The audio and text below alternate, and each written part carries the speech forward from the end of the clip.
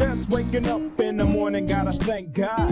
I don't know, but today seems kinda odd. No barking from the dog, no smoke. And mama cooked the breakfast with no... Hey! Hey! Push to shout! Back again. Skippy's been out there Tokyo drifting all over the tracks of the US of A. That's right. Barreling down Route 66 with a busty blonde in his red Porsche. I basically just lived a Don Henley song all weekend. Yeah, so that must have been cool. It was cool. I was racing. That's why I missed the last podcast. You kind of have to leave on so it's in Virginia. I'm in Alabama. I have to leave on a Thursday and travel all day Thursday so that we can have a full day of testing Friday, and then the racing is Saturday and Sunday. So I had 2 races, Spec Miatas, 2 regions, like the North and the South kind of come together there. And they have one race, and it's kind of cool. So there were like 73 cars in one race, which is a lot. And I placed 13th in Saturday's race out of 73. Whoa! So I'm pretty happy the with competition? That. Yeah, it was fucking heavy competition. Let me tell you. I can't tell if you're joking. No, I'm not joking. Okay. Because it's 2 regions. So you've got 2 regions. So you've got the best of, well, not necessarily the best, but a lot of good people from your own region, and then a lot of people that nobody even knows, names they've never heard of. Because like you kind of get to know the other racers, the other regulars, and know how they drive and whether they're fast or not, and that kind of thing. And then a whole bunch of new guys come in, and you don't know what to expect. And like when you're out there on track, a major part of racing that I didn't realize was a part of racing is that you have to trust. You have to learn who you can trust, kind of, because you're racing Who so you can close trust. to them. Oh, Yeah, like because- drivers in the race. Yeah, like you have to trust them. But you to... meant like some backroom shit, like intrigue and Game of Thrones style. There might be some of that, but Okay. you have to know who can race competently enough and safely enough that you feel comfortable being 2 inches behind their bumper around the corner, and that takes some time to develop and figure out, okay, who do I want to race with? Who do I want to kind of stay around on the track? Who can I feel safe around? And when you bring in a whole other region into the mix, it completely mixes everything up. Suddenly there's a bunch of cars out there you've never seen before. So it's interesting. It's cool. There's actually, so the Sunday's race, I didn't finish as well placement-wise. I was like 18th, I think. But I had an amazing finish where... Let me explain it. I'm going to try to find the video of it, and I might make a quick video just showing it. But Okay. So I spent the whole race running away from a pack of like 6 cars. And the thing is, like when you're in the front, you have a huge disadvantage because you don't have any draft. And the draft does make a big difference, especially on... I was at Virginia International Raceway, if that matters to anyone. And there's a long back straight, and it's mostly uphill. And you get up to like 120-something miles per hour at the end of the straight, which means the wind will be a huge factor in slowing you down. So if you have a draft, it's significant. And when you're out the front, nobody's gonna help you. There's nothing you can do. You're gonna get blown by people who do have drafts, and they chain up like 2 or 3 cars, bumping each other for extra speed, and they'll just train by you. And so I'm running from these guys the whole fucking race. It's really hard to be in the front because you're racing like in your mirrors. You're like, where is that guy? Where is that guy? Is he coming? Is he making a move on me? So it's very stressful. And I get to the last lap and I fuck up. I'm going around the last corner. My tires are hot. It's slippery out there, and I have to stall the wheel a little bit through the corner, and I botch it. And I don't lose a ton of time, but I lose a couple positions. And I make the first position back just fine. But the guy in front of me, he's made some distance. And I'm thinking, I got to get him. It's the last lap. I've got 3.5 miles to get this guy. And we come and we go around the whole track. And at this point, I've kind of given up. But then I notice we're in the last section of turns. And the last turn is a really, not a super tight turn, but it goes downhill and it turns and it kind of opens up where you're on the throttle all the way through the exit of the turn. And I noticed that we're catching up on traffic, on lappers, people that are way slower than us. And he's gonna hit it right in the corner, which is terrible. It fucks you up really badly.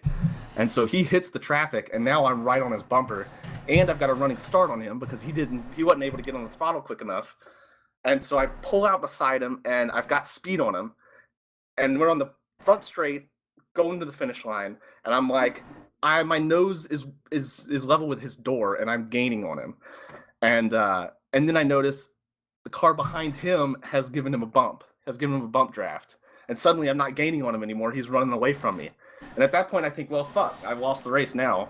A race against this guy, which feels like it's for first place at this point, because it's like all I care about is like I gotta beat the guy next to me, and then I feel someone bump me from behind, and there's another guy who's just chosen to bump me instead, and we're getting bump drafted up the front straight, and we cross the finish line literally millimeters from each other's noses. It was like a photo finish. I had no idea who won until I checked the results at the end. It was so much fun, and it was a guy I didn't know. He was from the other region. I'd never seen him before. It was really cool. I love racing. It's so much fun. Nice. When you have stuff like that happen, because it feels like it's for first place. Like I'm sitting there just pumped up. It's hard to get an adrenaline rush like that. Like it was crazy. And you beat that guy? I beat him. I beat him by millimeters. All right. Cool. Well, congratulations, so that's my Mr. Earnhardt Jr. Senior. Yeah, I am called Junior. I've got the same name as my dad. Amazing. And it was getting confusing when people would call us by our names. So now I put Junior on the car, and everyone calls me Junior. So it's an official racing title. All right. Well, I haven't been doing exciting racing shit. I've been doing finals, because this is the last day I'm going to be in this place. I'm springing free into the real world. You're a man now. Yeah, for sure. I have a job interview next Wednesday. What are you going to do? Gearing up. I don't know. I mean, I know what this is, but, there's lots of... Burger flipping is my chosen field. I will admit to it. So, the podcaster's job of choice. Yeah, it's a good fit, I thought, and the pension's good. So I have been wasting my time, though.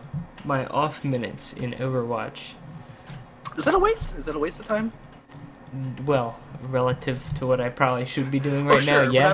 But I mean, as a video game, is it a waste of time to be playing it? Okay. And we can talk about that. That's, I imagine... Did you play any of it? I didn't get a chance to play a single minute of it, because I was racing all weekend. So then I may as well just talk about that now. Yeah.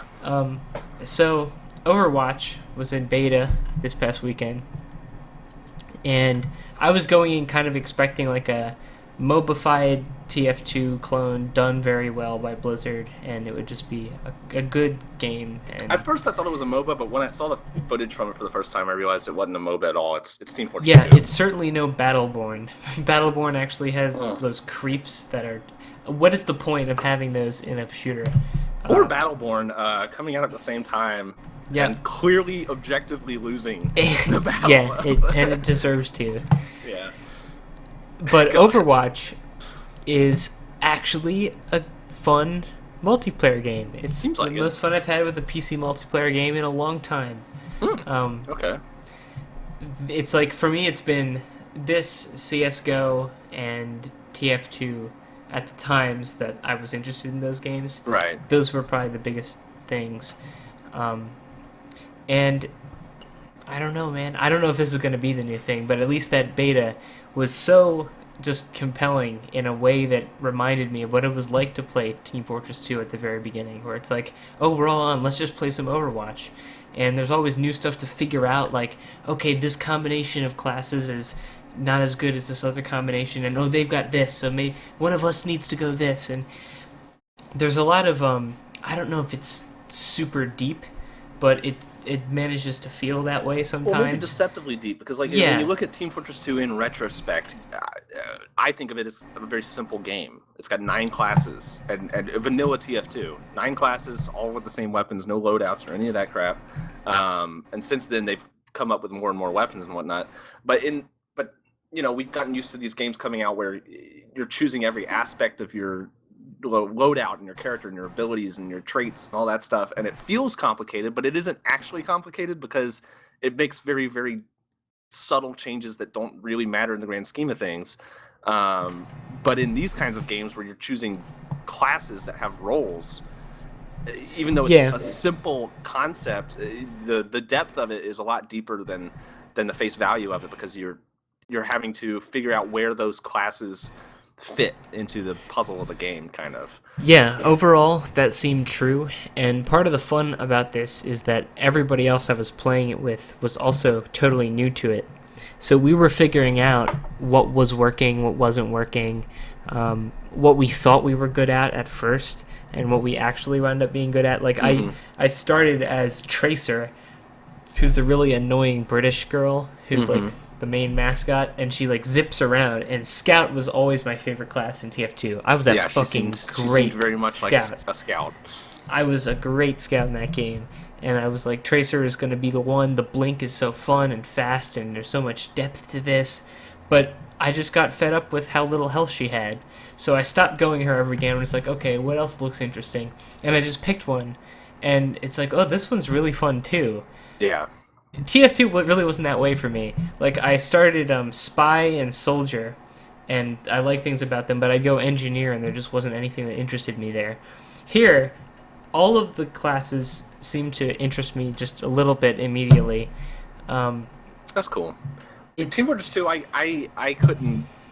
there were some classes that I avoided because I didn't like the whole idea behind them, like Sniper. I don't like being the Sniper. I don't like being the Spy. I don't like... Oh, the Spy was so fun. Yeah, and so my class of choice was always the Heavy. I loved being the Heavy and getting the medic and just fucking shit up. But one thing that I've seen in the Overwatch, for whatever reason, it's caught on the internet and in general, I think, with like people. I wasn't expecting. I had very little interest in this. I remember that first trailer. I thought it looked pretty cool. Not the CGI trailer, but the gameplay. Oh yeah. Well, the first CGI trailer I saw, and it's like, this looks just stupid. This looks like bad. League of Legends or something. Yeah. And I didn't really watch much of the gameplay stuff, but the free beta, it was a brilliant marketing move. Obviously, Destiny did it. That got me. Everyone's hooked. doing it now. Yeah. Well. Yeah, I guess. But when what they're showing you is so polished, it's just really, really impressive. It feels like it's just a finished game. Yeah, that speaks to Blizzard being good at making games, at polishing up their stuff. It is a Valve level of polish for one experience. Just the menus and everything are just so snappy, and the connections are fast, and there was rarely ever any lag. And it was all just very well done. Yeah, from the sidelines, because I didn't get to experience any of it, it does seem like it has that impact that, for example, Team Fortress 2 had, of like, you've got these personalities of, there's the kind of player who plays Mei, or the kind of player who plays the edgy guy with the dual pistols, that kind of shit. That character is such a brilliant addition. Yeah. Like, he is the edgiest character there ever was, and the game knows it. He is Shadow the Hedgehog plus Jeffrey Dahmer and the guy from Hatred. Like, he looks really edgy. So fucking funny. Every time he triggers his ultimate, he takes his two shotguns, spins around, and goes, "Die, die, die!" It's just, the game has those catchy things, because everybody, this is a little game design thing I noticed, is the ultimates, even if you set like the sound effects volumes lower, this will always be audible because it's important to the gameplay. Every character's ultimate sounds prominent and clear and is always the same. So you can just, by listening, figure out, okay, there Farah is using her ultimate right now, and you don't have to be looking at it to notice. That's just one little thing that it must have been difficult, because in MOBAs you can just look at some other place on the map or move the camera around and see MOBAs the whole are landscape. Still chaotic enough for me when I look at them that they don't. At least Dota, I don't know, maybe League of Legends is better about this, but figuring out what's happening on the screen is very difficult for me from someone who doesn't know it intimately. Yeah, Overwatch is very uncluttered. It uses audio cues like that, and as a result, because they repeat the same audio cues, they just become catchy. So the cowboy character, whenever he activates his ultimate, he always goes, "It's high noon," and you'll just start hearing it afterwards, and you won't be able to get it out. And it's got that That's something. You know that Yeah. episode of the Sopranos where the old Jewish guy Hesh is talking to Tony's nephew about what makes a hit, and he's like, you know, a hit is a hit, and that, my friend, is not a hit. Well, this is a hit. This has got that special something, that special catchy wow factor, you know, that It all seems the like indies want these it's days. taken some tips. I want to say from TF2 because that's the obvious comparison because of the game types and the way that the classes work and everything. But like I feel like it's stolen a lot from TF2, but I don't mean that in a negative way. I mean it's done a really good job of kind of figuring out what works about that game and making it their own. Because Team Fortress 2, one of the cool things about Valve games that we've talked about before is that they have those commentary modes where you can kind of walk around levels and listen to the commentary. And Valve has also done some presentations that are pretty interesting that you can find on YouTube about the design of Team Fortress 2 and how they give it that it factor of like they spend so much time making everything distinct and memorable. Yes. And it just has an effect on you, a subconscious one where like they design each character so that you can see from whatever angle you're looking at them, just from their silhouette, you know, instantly what character they are. And this time, not even just as a subtle recognition thing, one of the characters, their ability is to let their entire team see the other players through walls. But all you can see is their silhouette. But you can tell what all of them are. Sure. And that's even more impressive in a game with about twice as many characters. Yeah. Yeah, it looks pretty cool to me. I was pretty high on that game just from looking at the footage from the beginning. I remember mentioning it on the podcast where like I think I was specifically impressed with like the animations and everything of just like the way the characters moved and looked like they were fun. Like you want to dive in and try it out. Like yeah, I fell in love with the guy who I think he's a robot. He hovers and he controls little spheres. Zenyatta. And it showed like I saw him from a third person perspective from somewhere in some footage, and then it switches to him from a first person perspective, and he's controlling these spheres, and his hands are going around, and it looks like, oh my god, I want to see how that is to control. I want to see what that's like. They all feel really good. Yeah. I'd say, except for maybe Bastion, whose play is just to sit down I heard and everyone shoot a hates gun. Bastion. That's what I've gathered from Twitter. People don't like Bastion. But really, even though memes will be what they are, there is no one character that needs to be balanced for the game to work. It's all People pretty seem to well really balanced. hate May. I don't understand why. Okay. They're probably just exaggerating. I mean, maybe if the other team is super coordinated, because what she's really good at, she's not that great in single combat. But if she has a team with her, she can just kind of run around and spray her ice at you and cover your whole team, and eventually you'll just be frozen while the rest of her team can finish you off.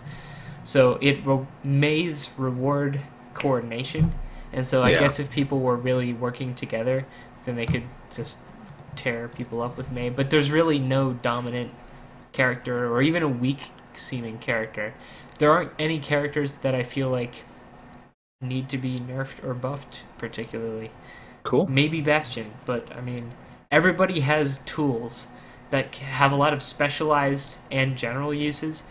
Like Tracer, the one who warps around, her ultimate is to throw out this extremely damaging grenade, and then her E ability, everybody only has like two things they can do, and one weapon most of the time. It's very simple.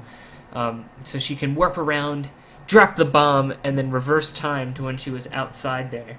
Right. Kind of like stealth bomb an area. And so even though she gets killed in a couple hits, she can go in and turn the entire game around just with one move, but it has to be quick, and it rewards different styles of play. It's very well considered overall as a multiplayer game. It seems like Overwatch is going to be a hit.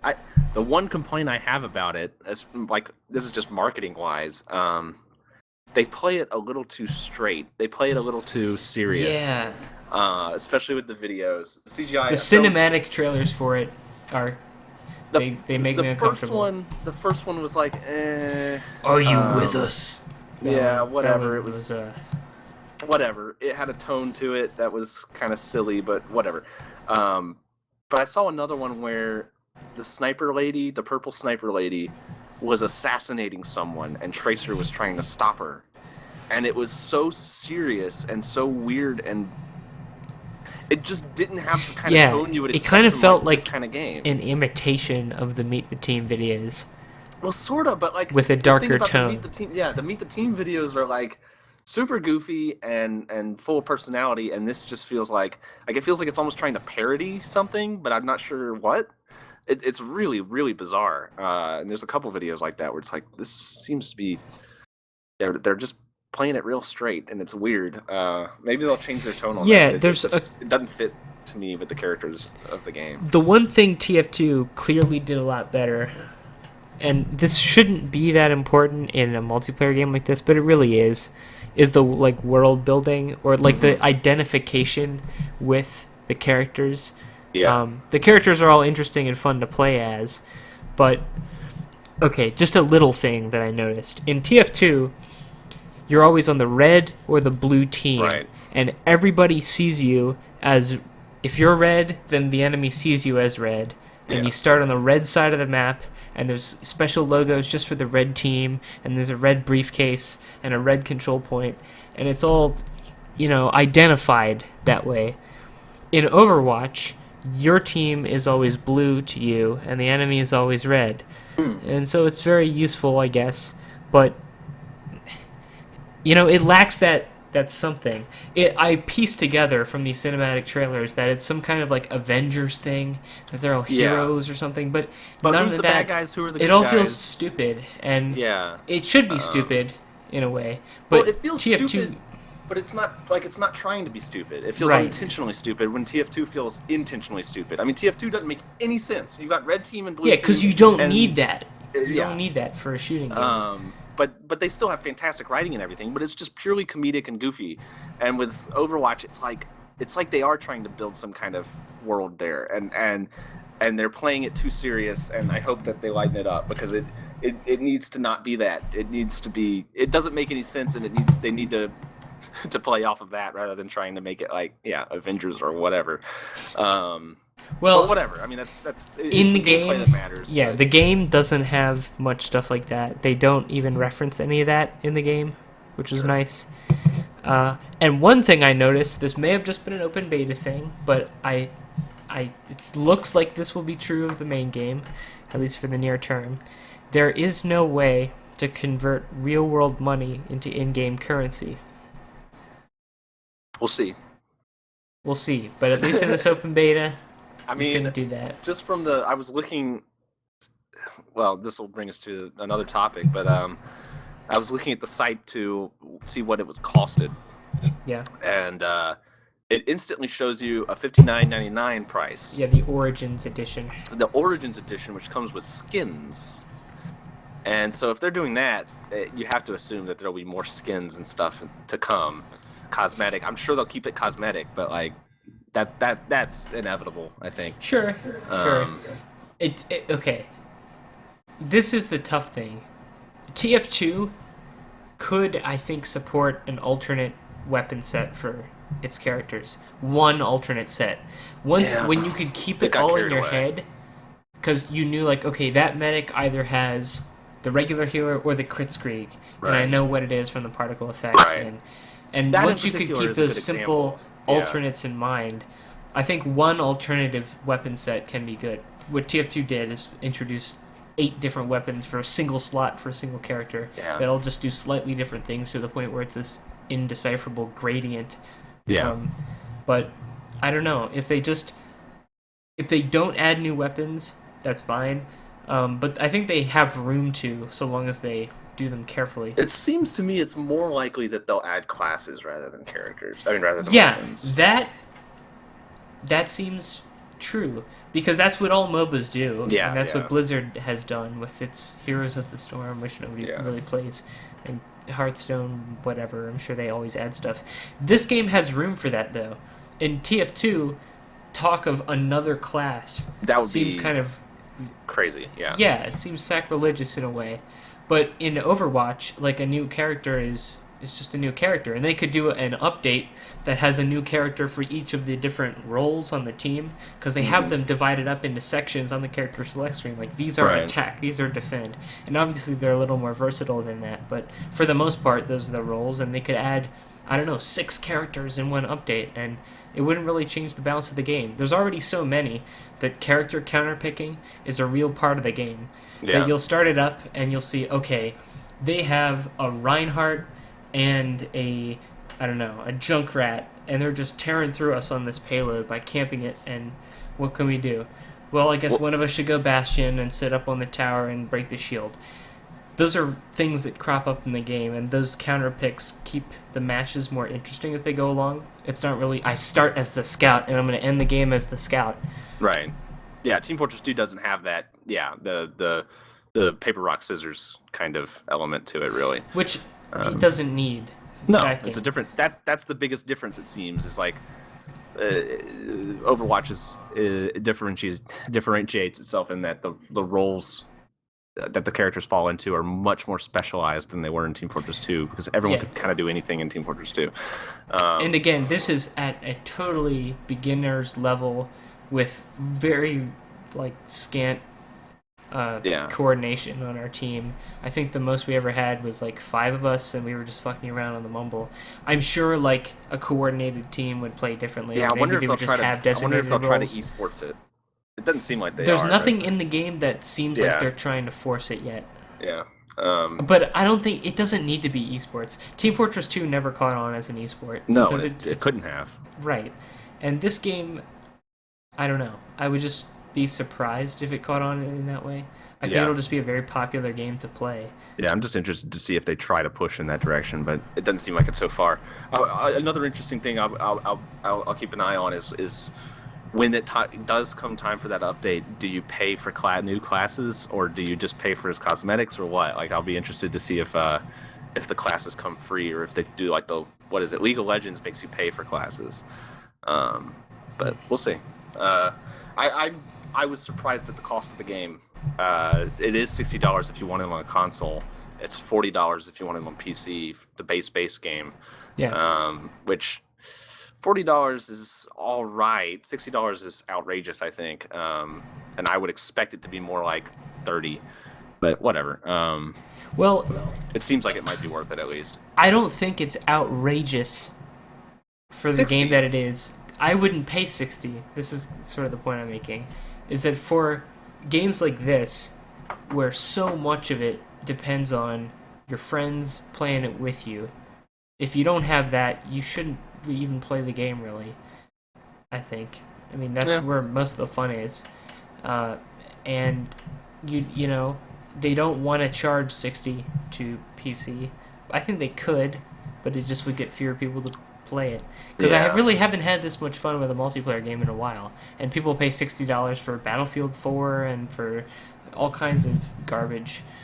Yeah, but that stuff, at least when you look at it content-wise, oh, well, at least it comes with a single-player campaign. Maybe you don't care about the single-player campaign. It seems like most people don't. But that feeling of value is there, where in this, it's I'm paying $60 for a multiplayer-only game. That still hasn't worked for me. Rainbow Six Siege was too much for $60. Yeah. There hasn't been any. And you're right, because I wasn't willing to pay $60 for it, so I didn't. I was okay paying $40 for it. Yeah, exactly. I paid $40 for it. So, or maybe it was $30, but whatever. It was $40. It was more reasonable at that price because, it is a thin game. Rainbow Six in particular is very thin. Not very many levels or anything, but you'll get that time out of it because it is a multiplayer game, and if you do have friends who play it, then you can kind of guarantee okay, I'll get my money's worth out of this game. And maybe it's the wrong way to think about it, but there's always that thing in my mind that says how much value am I actually getting for this? How much is this game actually worth on its face value? And for multiplayer only, $60 just always leaves a bad taste in my mouth. I can't see that as a problem. Multiplayer only or single player only games, I really love them because it usually means that they have some focus to them. Sure. So Sure. So yeah, I mean that's the direction games are moving in, and I'm glad because like nowadays there's actually not that many games that ship with both, or at least both as a focus. Where it's like yeah, Call of Uncharted Duty is a holdout, but that's because both sort of have their appeal. yeah, but most people still just play Call of Duty for the multiplayer. A huge amount don't even bother with the single player at all. But like Uncharted just shipped, and it has a multiplayer mode, and I've heard it's okay, but nobody's going to be playing it like in the long term. Like it's just kind of a throwaway kind of thing, or that's how it is in my mind. Because that's a single player game. That's what you're buying it for, is a single player. And so I don't mind that games seem to be kind of moving in that direction where it does feel almost dated to like make a single player game and have the multiplayer attached. Where it's like Max Payne 3 had that, where it's like, oh, this game has a multiplayer, and it seems like okay, they've put some work into this, but nobody plays it, you know. So I do like that. It's just maybe it is wrong. Maybe it's wrong to think that way, but it's a holdout from the old days. But it's just like, what the fuck? I don't. That's all I'm getting is these 6 maps and 20 characters for $60. Seems absurd, but whatever. That's me. That's me being ridiculous. Maybe. Someone just mentioned in chat to move on, so we don't spend an hour just talking about racing and Overwatch. Did you see the Battlefield 1 trailer? I did. Man, dubstep back. Oh my god. Back again. You missed it, but it's back. So I was good shocked stuff. that it was actually dubstep on a World War I trailer. Were you really shocked though? Yes, I was, because I feel like I was not past that. shocked. I thought we moved past it. I wouldn't to throw another recent trailer in the mix. I wouldn't be surprised if it was like a Kanye track or something like that. Oh my god, that trailer. But dubstep did surprise me, I gotta say. Whatever. I mean, whatever. I'm glad that Battlefield's trying something new, and it seems like the audience at large is very glad that they're getting something new instead of modern or postmodern. Postmodern's the wrong word. Future shit. Which is what Call of Duty is doubling down on, it seems like. And my god, the backlash to Call of Duty, the newest one, is insane. I don't understand it.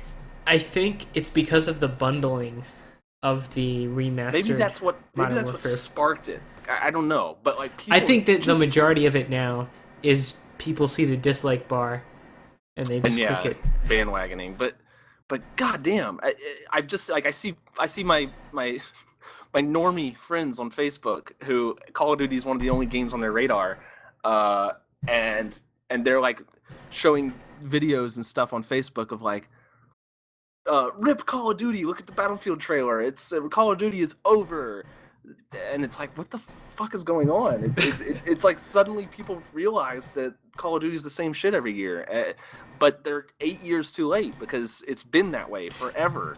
Yeah, and it's only because they've had the wool pulled over their eyes by the World War I reskin of Battlefield 4. Is it Battlefield being World War I that caused people to go, wait a minute, there could be something else other than this? I think... Okay, this is my pessimistic guess, is that people popped on the Infinite Warfare, Avengers Infinity War trailer, and they popped it on there, and they started watching it, and they said, "Okay, yes." And they heard the bad yes, Billy Joel cover. This is all familiar. I like this. I know what this is. And then they saw space, and they said, "What? Call of Duty in space? That's ridiculous." And any regular person would say Call of Duty is ridiculous. So, space is ridiculous, Call of Duty is ridiculous. It's a nice little marriage. But there are people who watched that and said, that's ridiculous! They've just ruined Call of Duty! I don't understand. I never will. I am gonna say I do think it probably is the fact that Battlefield looks like it's trying something different. Space is different. Hardly. Well, we've already been in the future, and now it's like oh, the well, future. This is future plus space. The future is where Kevin Spacey has Elon Musk technology. Like, come on, that's different from space and everything. Is it though? The gameplay won't be. Of course not. I'm not debating that.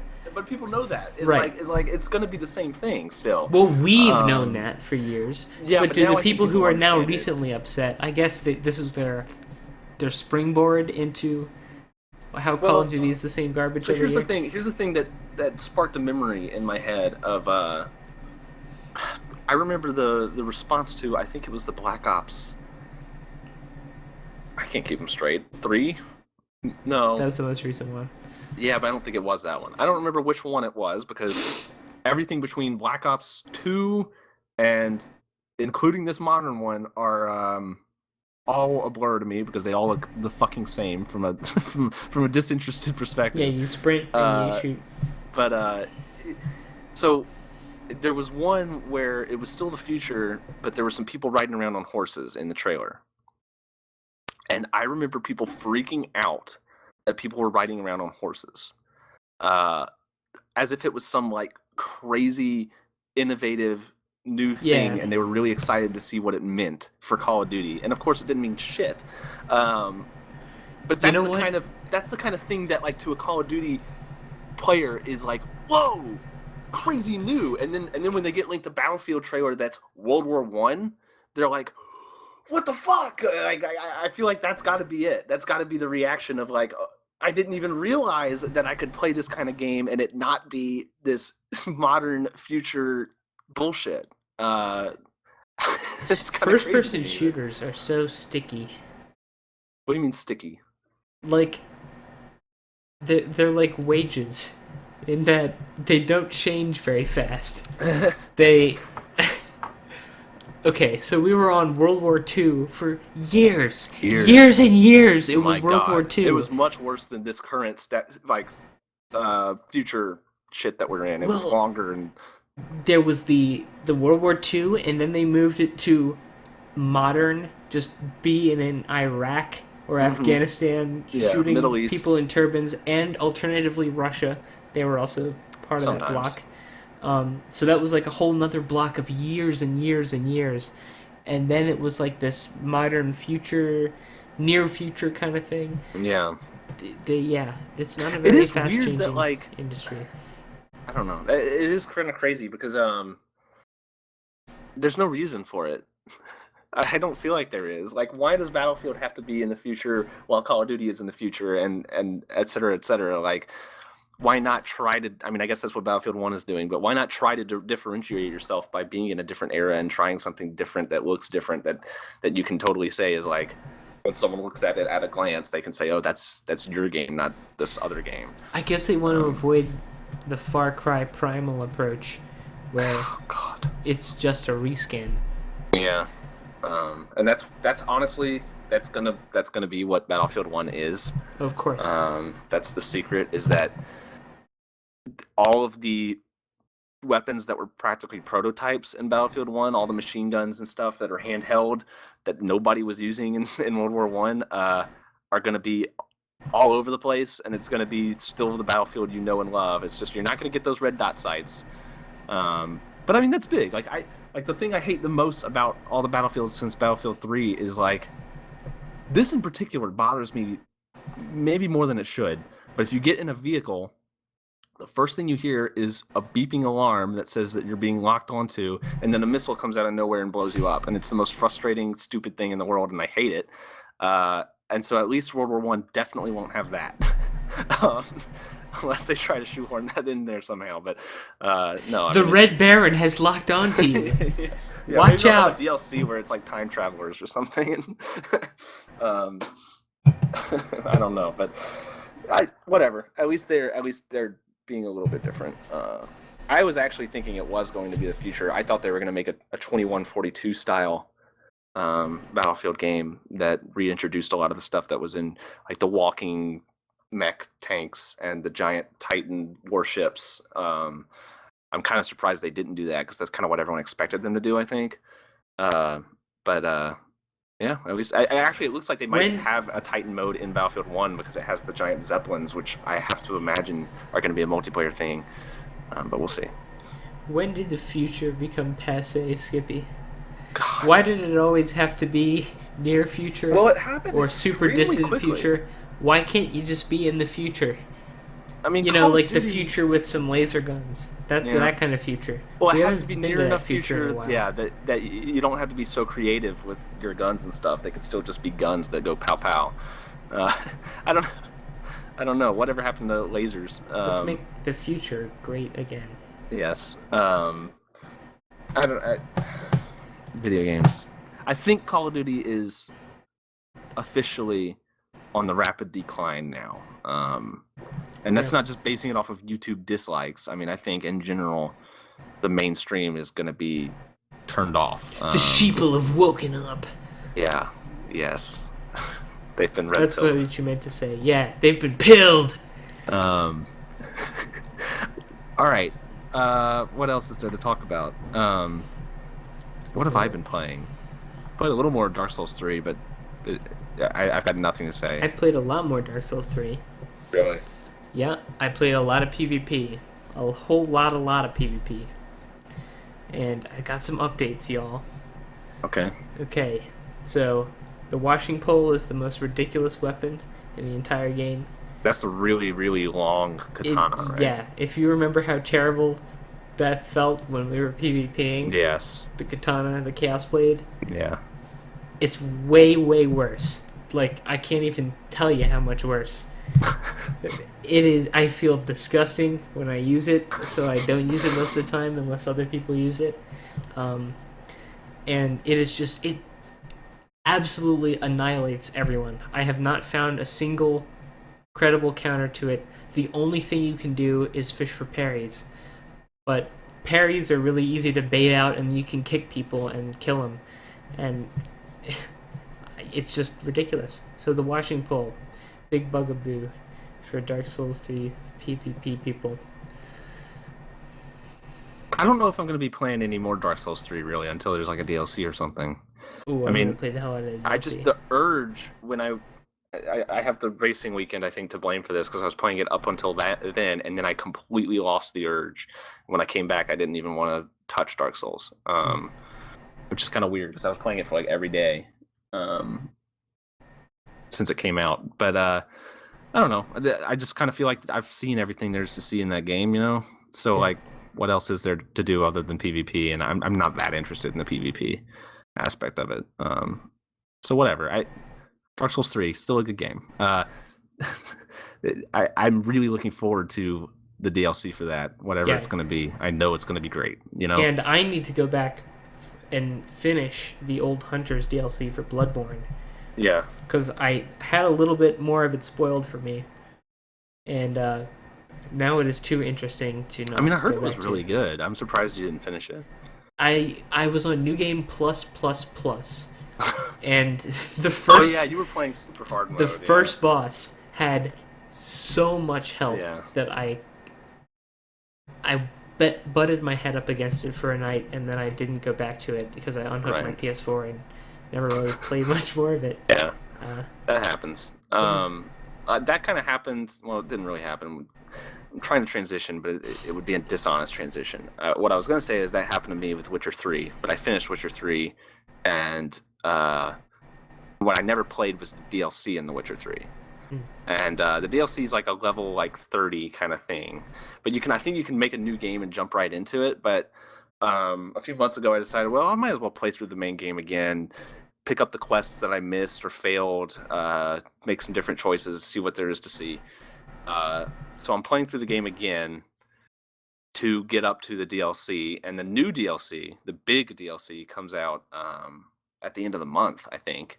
And it's the Blood and Wine expansion, and it's going to have like a whole new, very large area, and they said it's going to be more than 20 hours of new That's great gameplay stuff. So I'm really excited for that. It's going to be really cool. And another thing I've been doing that's Witcher related is reading the books, the first book.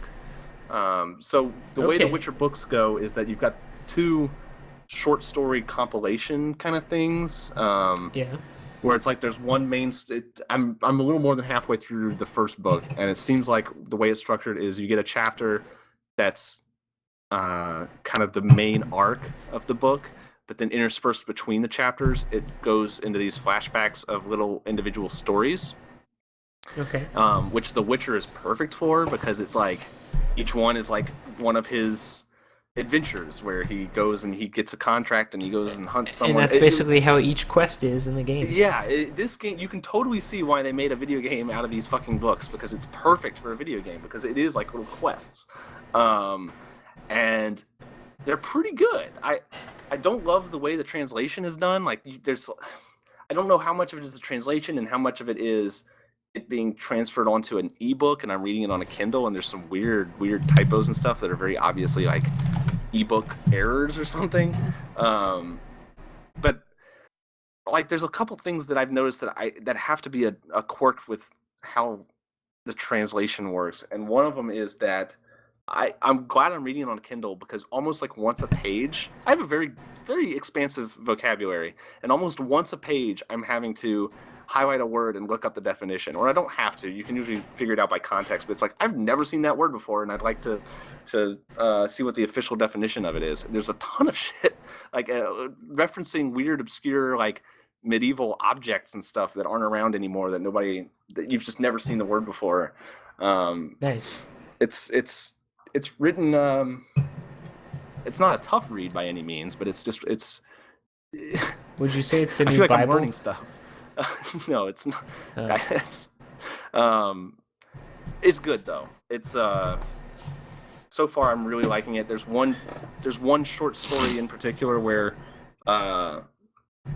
he goes to a banquet or a dinner of some type where a new princess is coming of age, and there's a bunch of guys there trying to be her suitor, and the banquet is interrupted by a knight saying that he has the right to be her husband and the king, because 15 years ago the king promised, he saved the king from some predicament, and the king promised to him that whatever surprised him when he came back home would be his, and what surprised him was that his wife was pregnant, and so he gets possession of the child, and it's like some weird custom or something like that. There's a lot of that kind of stuff where like you're kind of trying to figure out like, okay, well, this is some weird custom in this world that you kind of have to piece together. That's one of the things I like about The Witcher is the expansive world building of it, and it's a very nice little story. It's a very interesting and kind of tense little exchange. I like it a lot. It's cool. It's very fun. I'm looking forward to reading them all. They're still coming out, and they're still being translated. That reminds me. Are you done with The Witcher? I'm gonna cut this short. The Witcher 3? Oh, we're just done with my discussion? Yeah, I don't have anything left to say. Okay. I started reading Berserk. Oh yeah, I saw you tweeting about that. Yeah! Oh my god! Oh my god. I had heard that there were good manga out there. I had heard that. It's manga? Fuck you, you degenerate weeaboo scumbag. Berserk is amazing. Oh my god, it's amazing. It's heavily inspired a lot of the stuff in Dark Souls. That's why I'm reading it in the first place. But very, very quickly, it just takes on its own spirit, and I don't even think about it that way anymore. Like, Right. It is so immediately compelling, and it's consistently good. I think I'm like a third or close to a half of the way through it right now. It's been ongoing for like 30 years or so, and there's really no end in sight still. Wow. It's well known for its incredibly detailed art. Every panel takes so much time. It's all made by one person. He writes and illustrates the entire thing. So it's some people call it a modern epic, and it really is epic in its scale. It really takes its time, and it builds up to some pretty incredible moments. Just genuine creativity in every respect. Like, the characterization is so simple and motivated, and like the conflict of the world makes some kind of sense while also being kind of abstract and hard to clearly I don't know. I'm stumbling over myself just because I love it so much. I mean, it's it's great. It's a great thing, and I'm really glad to be reading it. And I just hope I don't exhaust it too quickly. I've never in my life read through a graphic novel or manga or anything like that. And I feel like I'm missing out because it appeals to me a lot. I like the idea of illustrations telling a story and all that, but I've just never done it. Oh yeah, I reread Watchmen too. Is that good? It is amazing. Okay. You probably Because saw the movie was whatever. It was just the whatever. the book is next level. Alan Moore is great. He also wrote The Killing Joke, which is the best Batman comic. Okay. It's just, All right. I mean, I'm not a Batman expert or anything. I've literally only read The Killing Joke, and I've seen The Dark Knight Returns, the movie. So I'm not pretending to be like a Batman comic buff or something. Yeah.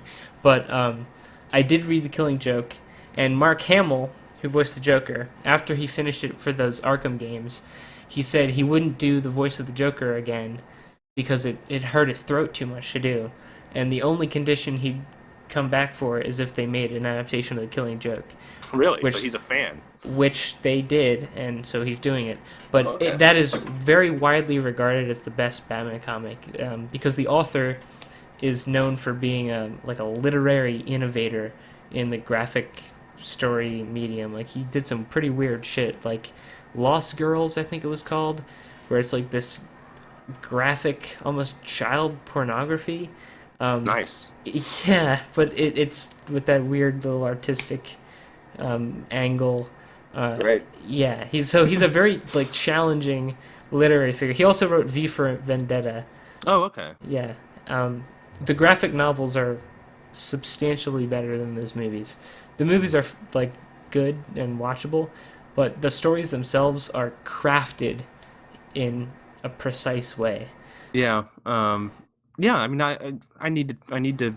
There's a lot of places to start, I think, but I need to check out some kind of graphic novel or something because like I said, it's cool. The idea of telling a story and having those illustrations and everything. I mean, it's kind of like a movie where what I appreciate, it's everything that I appreciate from a movie, just in a book form because you still get that cinematography kind of. That's the wrong word for it in this context, but you still get that that artistic imagery along with the story, and that's pretty cool. That's something you don't get with books. You just don't. A lot of people try to act like text, novels, whatever, books are the end all be all of storytelling, and that everything else is inferior because everything that can be done in a movie or anything can be done in a book. But that's not true. It just isn't true. You don't get the visual storytelling. I read this book recently.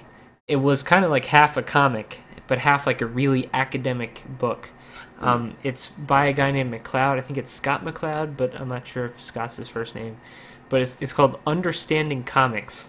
And he's a comic book illustrator, but who also takes a very academic, research-oriented interest in the subject.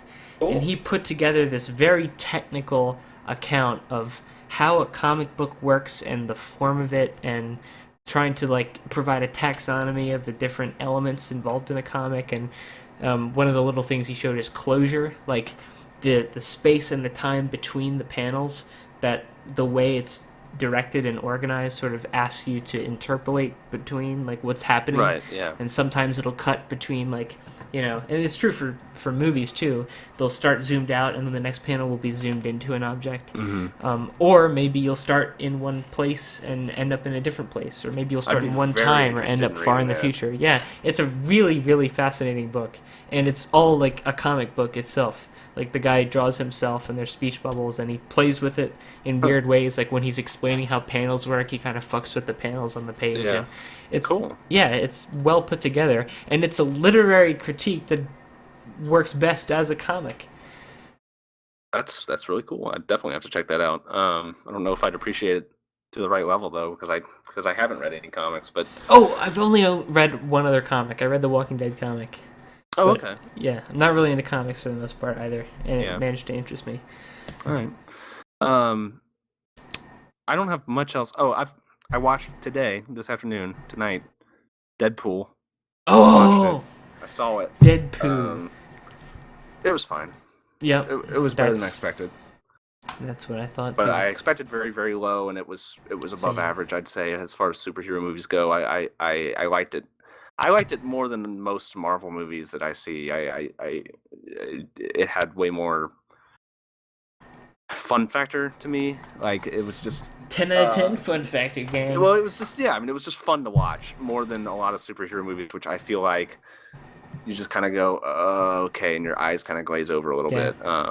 But it had more fun to it, which is the whole idea, I guess. The humor was not nearly as cringy as I thought it was. It seems like a lot of the cringiest shit that in that movie they put in the trailers, and even there was some stuff in the trailers that wasn't in the movie too, that was like a big turnoff. And it tried really hard to be R-rated, which was kind of annoying, but whatever, it worked fine.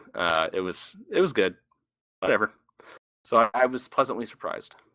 Yeah, I saw it back when it came out in February, and that was basically exactly what I thought about it, and basically exactly what I thought of the Captain America Civil War, which I just saw. Oh, really? And it's that way too. It's made by the directors who made The Winter Soldier and wrote it, which is my favorite movie in that series. That and the original Iron Man. Winter Soldier just didn't do that much for me. It just I really whatever. liked it. I really liked Winter Soldier. Yeah. But this time it's that same stuff that I liked about the Winter Soldier, which was the really tight in-camera fight choreography, the limited use of CGI, and just the creative action sequences and very clear-cut character motivations. No big blue laser in the sky. The conflict was character-based. They both were taking a stand on something, and it's very silly and stupid, but it fit, and it managed to be fun, like all these movies somehow managed to be. It was kind of crowded, though. The worst scene in the movie was the scene that they put in every trailer, which was the big fight between all the superheroes on the airport tarmac. Oh my god, that looked so bad to me. I hated that. And as a fight, there was some creative stuff in it, but it felt like the worst part of the movie to me. Yeah. It felt like I didn't like it when I was watching it. Based on the trailer, that movie had a scale to it that felt like it was more than it needed to be for a Captain America movie. Like, it felt like an Avengers movie almost, where they just pack it full of characters and superheroes and stuff. That was kind of weird. I wonder if that's kind of the direction they're going, where it's like every main Marvel movie is going to be... I thought they handled that stuff very well in every scene except that one. Like, when Tony Stark goes and visits Spider-Man, he has a good reason to go there, and it makes sense, and it doesn't feel too intrusive. It's only when they all start fighting for 20 minutes, and it's just, I don't want to watch this. I don't want to watch CGI Spider-Man get grabbed by CGI Ant-Man, and CGI Tony Stark is going to fly around with the CGI rockets, and I don't know. It's not what I want to watch. But the rest of the movie was not that way, which was nice. It is what everyone kind of liked about Ant-Man, I think, is that it separated itself from all the epicness and all that shit, and had one cameo from one of the Avengers, and not even an Avenger who's had a movie of his own. So it felt very fitting, and suitably not epic, which they don't all need to be epic FTW. But yeah, whatever. Superhero movies, man. Whatever. Yeah. They can really take the life out of you, seeing and talking about them. The latest Avengers is stupid. Yeah, I just... You don't have to. No, I wasn't planning on it, really. Anything else going on? Not that I can think of. Siege got an update, but I haven't played it yet. They added a map and 2 operators, and they fixed a bunch of shit that I hated about that game. So I'm interested in playing it and seeing if it's better. But it seems like they honestly, they should have patched it in increments, but it seems like they just held everything for a bigger update and fixed a huge amount of glitches and shit that were becoming really, really painful because they just came up so much. It's good that they're supporting it still. Yeah, it definitely surprised me, the amount of like they had a huge web page that listed every single change that they were making in the update, and and it was very detailed, and some of it almost seemed sassy. Like, for example, the sledge character, he's got a sledgehammer that he can use to break through doors and walls. He makes a hole that's big enough for you to crawl through. And the sledge, you can use the sledgehammer like 15 times before it breaks or whatever, plenty of times. And one of the attachments, the optional attachments that he got, one of the loadout things that he got, you can always choose between two things. And one of them was a breach charge, which you have to place on the wall and do a little thing, and it blows up and breaches. But that's pointless if you have a sledgehammer that does literally the same thing. And in the update, they said, "Oh, we've replaced the breach charge with whatever, a grenade or whatever," because it seemed like the wording of it was like, "Duh, this is obviously the right thing to do." Okay. Someone fucked up, and it's almost like it's being written by someone who didn't design the game. It's weird. It's weird. I that's a lot of conjecture, I guess, of like who knows who actually is working on the patches and updates and shit, but like it felt like they brought in another team or something almost. But I don't know, whatever, we'll see. I'm looking forward to hopefully it being better, but I don't know. I'm just keeping my fingers crossed, but I'm trying to be carefully optimistic because that game burned me real bad. But yeah, if you're looking, if do what update? You can finish that. This is dumb, so please finish what you're about to say. If you need, I just want to mention again, if you need a book to read, I do recommend The Witcher. I'm not done with it yet, but the first Witcher book is great, and I've heard that all the rest are great and even better. Yeah, that shit's good. Like the chapter I just read had a fucking really deep conversation about elves that have been driven out of their homelands by the humans, and kind of. It was a little bit on the nose, but like it actually like touched on some really, really, really tough racial tension. The Witcher's good at doing that. Yeah, and the books are even better. Of like that idea of like, oh, it's all about perspective, and it's all about like from their many perspective. Right sides. From their perspective, the elves look like the bad guys, like they're being complete dicks and killing innocent people. But from the elves' perspective, it's like, well, we have to survive the next winter, and we're relying on this village to survive because they're stealing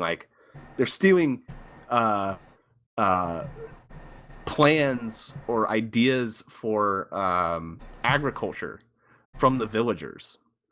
Whoa. And while they're doing that, the Witcher and his friend Dandelion,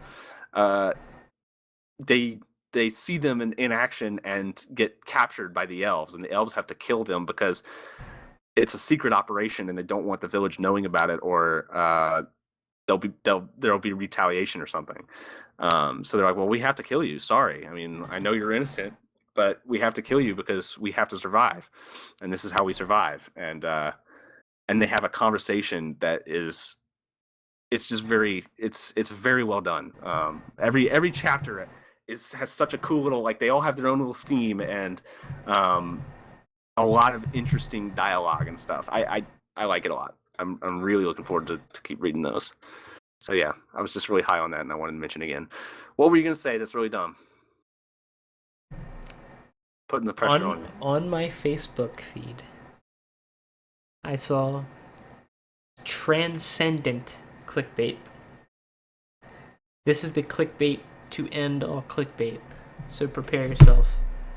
I'm going to read the headline. Okay. This Bernie Sanders glow sticks meme was made by someone who wants to kill you.